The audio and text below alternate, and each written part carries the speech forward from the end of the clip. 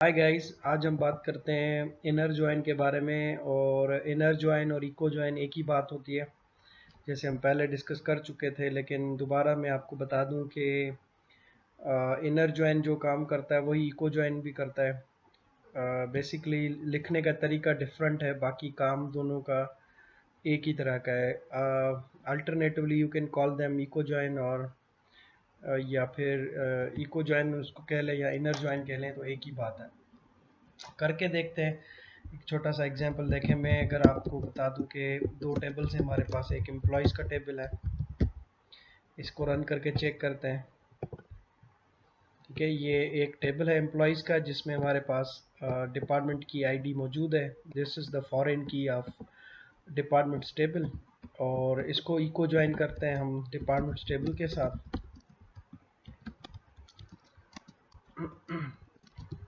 From departments, ठीक है, तो इसको करते हैं ज्वाइन। पहले डिपार्टमेंट्स के अंदर देखते हैं डिपार्टमेंट आईडी, ये रहा column, and this is your primary की। तो इन दोनों के बीच में अगर ज्वाइन करना है डिपार्टमेंट एम्प्लॉयज़ के ऊपर और डिपार्टमेंट्स टेबल में, मुझे एम्प्लॉयज़ में से जो कॉलम चाहिए वो चाहिए एक फर्स्ट नेम, दूसरा चाहिए एम्प्लॉय की सैलरी चाहिए, ठीक है, और तीसरा मुझे डिपार्टमेंट की आईडी चाहिए। तो ये तीन चाहिए इसमें से। और डिपार्टमेंट्स टेबल से मुझे चाहिए डिपार्टमेंट का नाम, यानी कि एम्प्लॉय का नाम आ जाए। और ये चार कॉलम्स में चाहता हूँ। तो let's me start creating query using inner join.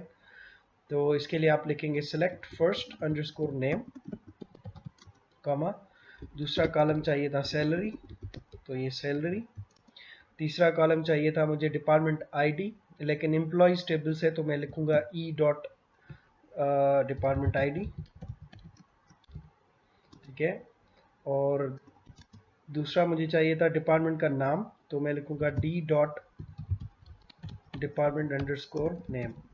ई का मतलब एम्प्लॉय है और डी का मतलब डिपार्टमेंट्स है। इसके आगे भी लगा सकता हूँ, तो मैं इसके आगे भी ई डॉट सैलरी और ई डॉट फर्स्ट नेम लिख देता हूँ, ठीक है। अब ज्वाइन करना चाहता हूँ इनको, दो टेबल्स को, क्योंकि ये कॉलम एम्प्लॉयज़ टेबल से निकलेंगे तीन, और ये एक कॉलम डिपार्टमेंट टेबल से निकलेगा।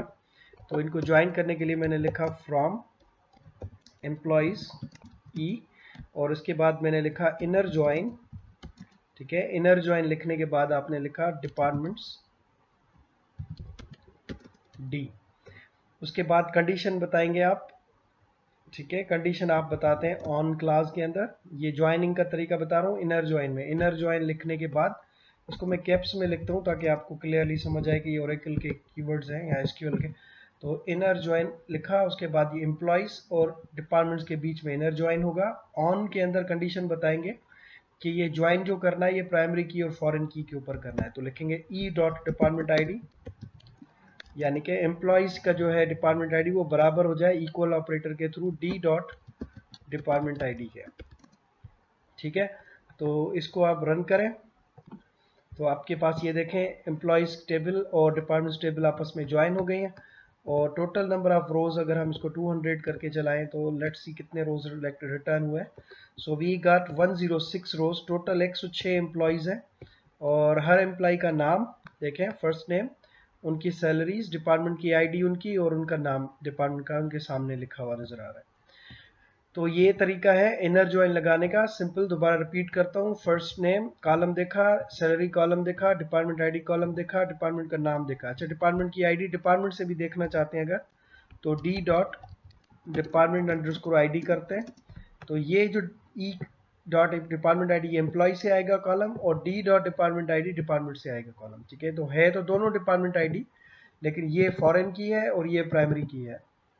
और डी डॉट डिपार्टमेंट नेम।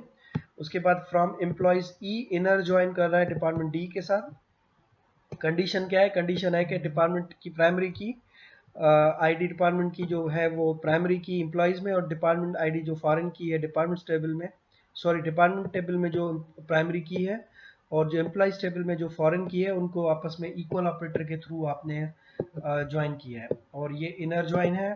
आपके पास ये आउटपुट देखें तो ये वैल्यूज़ हमेशा देखें, ये फॉरेन की और ये प्राइमरी की वैल्यू बराबर है, दोनों साइड देखते जाएं। और आउटपुट में हमेशा आपके पास जो आएगा वो 106 रोज़र है। तो ये तरीका था इनर ज्वाइन का। अब यही सेम चीज़ मैं अगर इको ज्वाइन में करूं, तो इसको करने का तरीका होगा, ये एज इट इज कॉपी करता हूँ मैं यहाँ से यहाँ तक।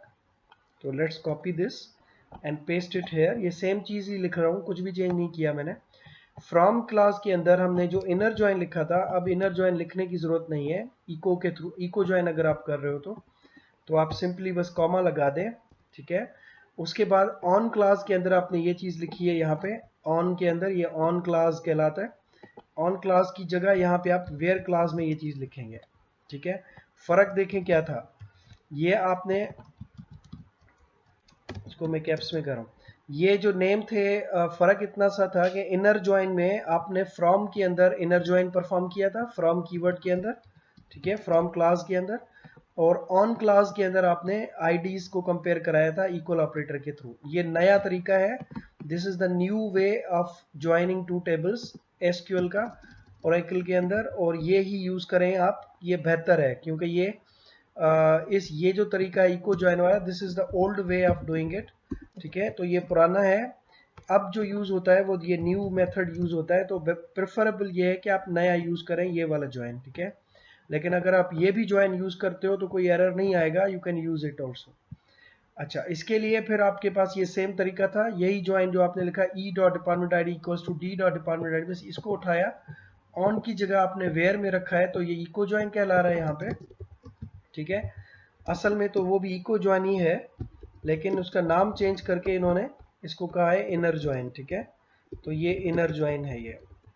सो basically doing two thing similar thing with the two ways. ये नया तरीका है और ये पुराना तरीका है, ठीक है। बाकी आउटपुट अगर आप चेक करें तो दोनों का सेम आएगा, ये देखें इसका आउटपुट भी सेम आया और टोटल 106 रोज इसमें भी रिटर्न हुई है, ठीक है। सो आई होप इट्स क्लियर। आपने ये देखा कि हमने दो तरह के ज्वाइंस परफॉर्म किए हैं, इनर ज्वाइन या इको ज्वाइन, दोनों सेम काम कर रहे हैं। ये नया तरीका है, ये पुराना तरीका है। बाकी लिखने का फर्क इतना सा है कि ये ऑन क्लास में ज्वाइन कंडीशन दे रहा है यहाँ पे, इसमें वेयर क्लास के अंदर आप ज्वाइन कंडीशन दे रहे हैं, ठीक है, वेयर क्लास के अंदर। यहाँ पे आपको फ्रॉम में कुछ लिखने की जरूरत नहीं होती, टेबल के नेम्स देने पड़ते हैं। लेकिन इधर फ्रॉम के अंदर आप इनर ज्वाइन लिखते हैं तो फिर ये इनर ज्वाइन इसके ऊपर लग जाता है। सो आई होप इट्स क्लियर। अगर फिर भी कोई क्वेश्चन हो तो कमेंट में पोस्ट करें या फिर क्लास में भी डिस्कस कर सकते हैं, ठीक है। Thank you very much.